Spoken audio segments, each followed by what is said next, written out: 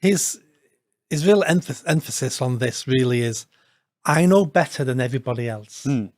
So we all want free speech, and I want free speech, but yous all can't be trusted with it. So therefore, someone like me needs to regulate your free speech because you're all morons.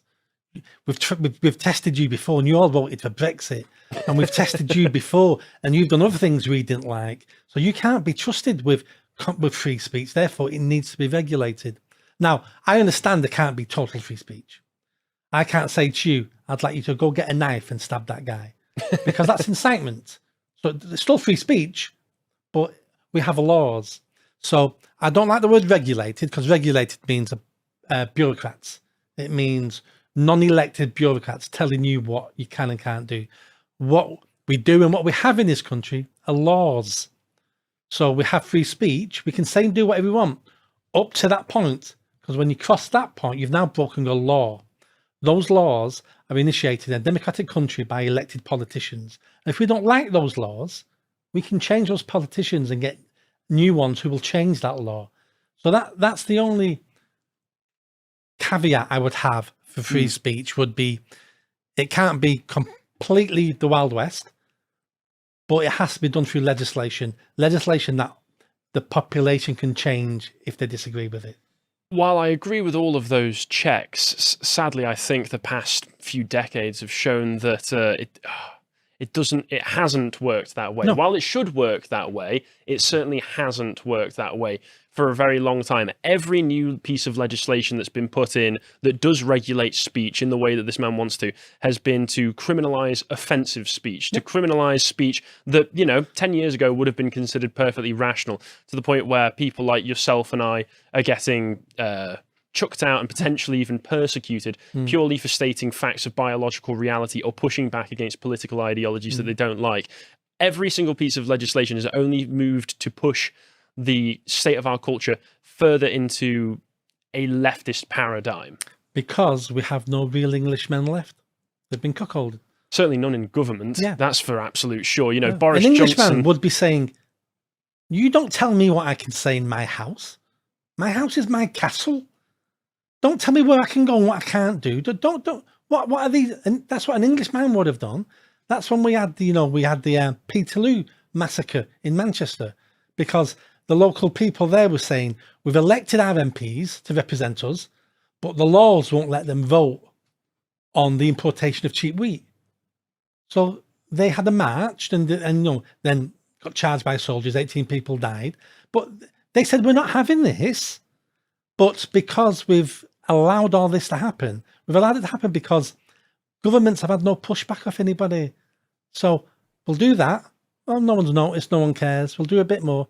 No one noticed, no one cared. And you can also look at, same thing with the grooming gangs. Oh, we raped 1,000 girls.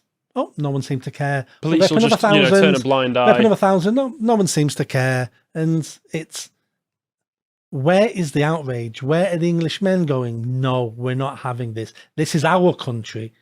Well, certainly in terms of the grooming gang things, there has been outrage from certain particular people who have been almost completely proscribed from public discussion and social media, to the point where, Callum and I refer to him as Romy Tomlinson, for instance, but he has been completely ostracized, been branded all sorts of horrible names, censored to, beyond censored at this point, where the man couldn't even open a bank account. So that's sadly what happens to Englishmen nowadays. So that's one example. But then if we look at the young people in Harrods the other day, opening up all the bottles of milk and pouring it on the floor, because we shouldn't be milking cows because it's some sort of torture. God. Where were they when the girls are being raped?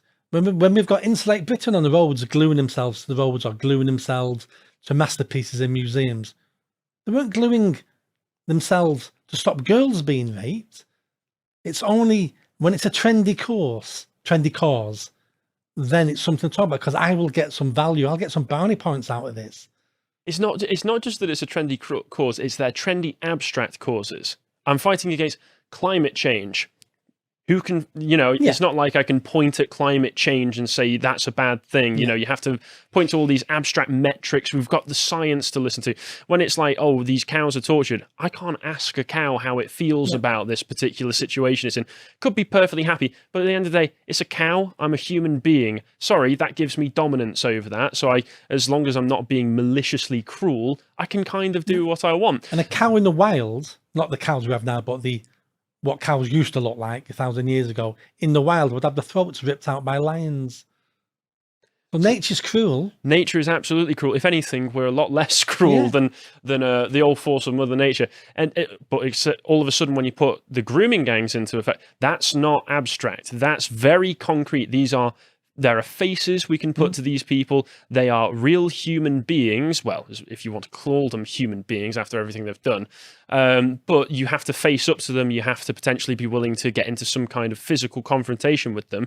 And you're also going to be decried by the mainstream media as being some kind of Islamophobe or racist or xenophobe or something, which most of these people, if Insulate Britain or Just Stop Oil, if they go out and do some kind of stupid protest, they're going to get people like us complaining about it and saying that it's a bad thing. But The Guardian, BBC, they're going to be giving him a big round of applause. Congratulations. And the judges. You just send them back out onto the streets because you had a right to protest and it is very serious what you're doing. Sorry, you destroyed the Colston statue. Well, congratulations. You're just holding us accountable for our evil history. Absolutely ridiculous. And the reason why it happens is because they know there'll be no outrage. Government spent a fortune getting rid of plastic straws. Government spent a fortune protecting African elephants. Do you know that our army are in Africa on the reserves, training the gamekeepers how to fight poachers? British Army soldier was killed a couple of years ago, shot in the head by a poacher. So we're doing those things. Do you know why? Because the British public tell our politicians we care.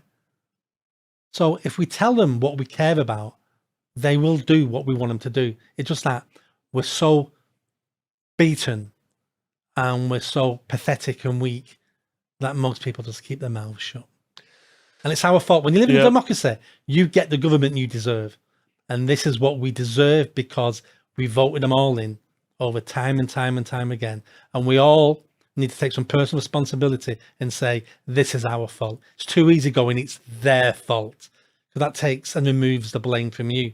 We live in a democracy, it's our fault.